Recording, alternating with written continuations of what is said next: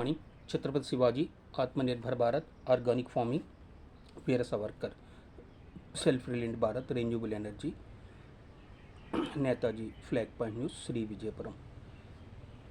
నిన్న నా వీడియోలో మాల్దీవ్స్కి బదులు నేను మారిషస్ అని చెప్పడం జరిగింది పొరపాటుగా. దీన్ని సరిదిద్దుకుంటున్నాను. నెక్స్ట్ మనం ఇప్పుడు కొనిక్ సెక్షన్లో రెండు సెక్షన్స్ గురించి మాట్లాడుకున్నాం. సర్కిల్, ఎలిప్స్ గురించి. సర్కిల్ అంటే ఎలా ఏర్పడుతుంది? ఒక సెంటర్, ఒక పాయింట్ నుండి పర్టికులర్ పర్టికులర్ రేడియస్ తీసుకుని డిస్టెన్స్లో 360 డిగ్రీస్లో మూవ్ చేస్తే సర్కిల్ ఏర్పడుతుంది. ఇదే మన సంస్కృతి సంప్రదాయాలకి రక్షణ వ్యవస్థగా ఉన్నటువంటి ఒక వ్యవస్థ తిరిగి 360 డిగ్రీస్ తీసుకువచ్చి మళ్ళీ మన వ్యవస్థని, మన సంస్కృతి సంప్రదాయాలని కాపాడాలనే ఉద్దేశంలో నేను ఈ టాపిక్ని రైజ్ చేయడం జరిగింది. నెక్స్ట్ ఇక్కడ ellipse, conic section, ellipse or orange economy, దీని గురించి నిన్న మాట్లాడడం జరిగింది. అంటే ఇక్కడ మన భారతదేశం చుట్టూ ఉన్నటువంటి చిన్ని దేశాలు ఈ రోజున రాజకీయ స్థిరత్వాన్ని తీసుకువచ్చి ఇది ఏ దేశాలనైతే అడ్డం పెట్టుకుని భారతదేశాన్ని ఇబ్బంది పెట్టాలని ఉద్దేశంలో దేశాన్ని వెడగొట్టారో అదే దేశాలతో భారతదేశానికి ఒక రక్షణ వ్యవస్థగా రాజకీయ వ్యవస్థ నరేంద్ర మోదీ ప్రభుత్వం తీసుకురావడం జరిగింది. ఇది భవిష్యత్తులో మన వికసిత్ భారత్ ఏదైతే ఉందో దీన్ని చేరుకోవడానికి ఒక మంచి స్టెప్ తీసుకోవడం జరిగింది. కాకపోతే ఇక్కడ మనకి ఈ కుల వ్యవస్థ గురించి అందరూ మాట్లాడుతూ ఉంటారు. హిందూ మతంలో ఈ కుల వ్యవస్థ ఉంది. ఇప్పటికీ కొంతమంది మేధావులు ఈ విషయాన్ని చర్చిస్తూ ఉంటారు.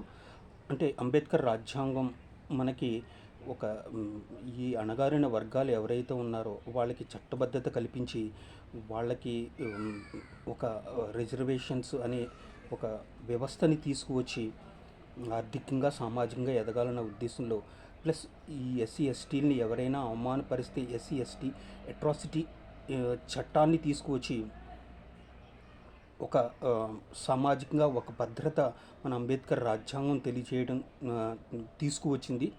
ఇది మర్చిపోయి కొంతమంది ఇప్పటికీ మనువాదం అని మాట్లాడుతూ ఉంటారు.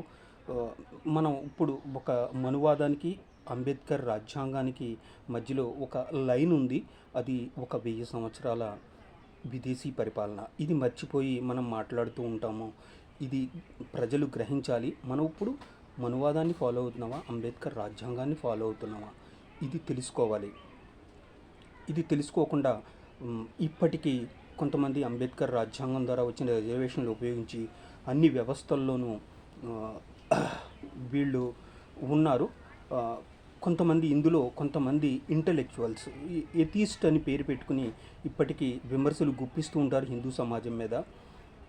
నేను ఎథీస్ట్ అనేవాడు భగవంతుని నమ్మడు. కాకపోతే ఒక భారతీయుడిగా ఈ ఎథీస్టుని నేను నమ్మను.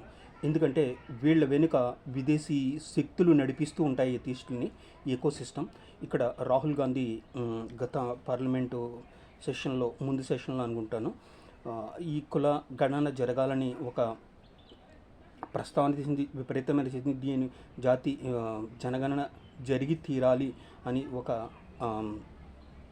మెసేజ్ని పార్లమెంట్ ద్వారా చర్చకు తీసుకురావడం జరిగింది. కాకపోతే ఇదే జనగణన జరగాలని భారతీయ జనతా పార్టీ ముందుకు వస్తే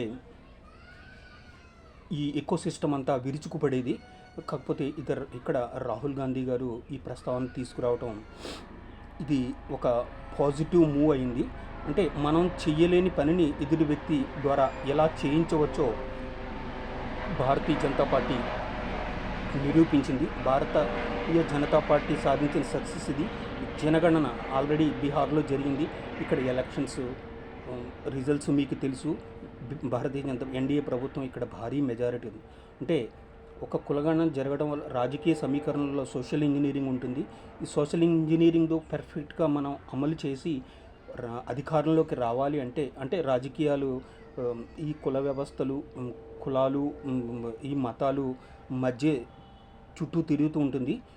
ఇందులో ఇక్కడ ఈ కులగణన చేయటం వల్ల బీహార్ ఎలక్షన్స్లో ఎన్డీఏ భాగస్వాములు భారీగా లాభపడడం జరిగింది. ఇది ఇప్పుడున్న ఈస్ట్ ఇండియా కంపెనీ తెలుసుకోవాలి, ముఖ్యంగా రాహుల్ గాంధీ గారు తెలుసుకోవాలి. తర్వాత ఇక్కడ ఎప్స్టీన్ ఫైల్స్ గురించి చర్చ జరగాలని ప్రతిపక్షం ఇక్కడ మనకి ఒక పట్టుబడుతోంది. కాకపోతే ఎప్స్టీన్ ఫైల్స్ గురించి ఇందులో మోదీ గారి పేరు ప్లస్ ఇప్పుడున్న పెట్రోలియం శాఖ మంత్రి హర్దీప్ సింగ్ పూరి గారి పేరు ఉండటం దీన్ని ఒక చర్చకు తీసుకురావాలని ఆల్రెడీ మీడియాలో మోదీ గారి యొక్క మీద ఈ విపరీతమైన చర్చ. ఈయన పేరు మాత్రమే ఎప్స్టీన్ ఉపయోగించుకోవడం జరిగింది. ఎటువంటి మోదీ గారి ఎటువంటి ఇంటరాక్షను ఈ ఎప్స్టీన్తో లేదు అని ఒక ట్రాన్స్పరెన్సీ వచ్చింది. ఇప్పుడు హర్దీప్ సింగ్ పూరి గారు కూడా దీని మీద ఎక్స్ప్లెనేషన్ ఇవ్వడం జరిగింది. కాకపోతే ఎప్స్టీన్ ఫైల్స్ వెనుక మన దేశంలో ఎవరు ఉన్నారు, ఇది చర్చకు రావాలి. చర్చకు వస్తేనే అంటే ఈ సెలబ్రిటీసు ఎవరు కొన్ని ఇక్కడ అమ్మాయిలని తీసుకుని వెళ్ళి ఏం చేశారో మీకు తెలుసు. ఇది అన్ని దేశాల నుంచి అమ్మాయిలు తీసుకువెళ్ళడం జరిగింది. భారతదేశం నుంచి ఎంతమంది అమ్మాయిలు ఈ ఎప్స్టీన్ చట్టంలో చిక్కుకున్నారు, ఇది బయటికి రావాలి. దీని మీద చర్చ జరిగితేనే బయటకు వస్తుంది.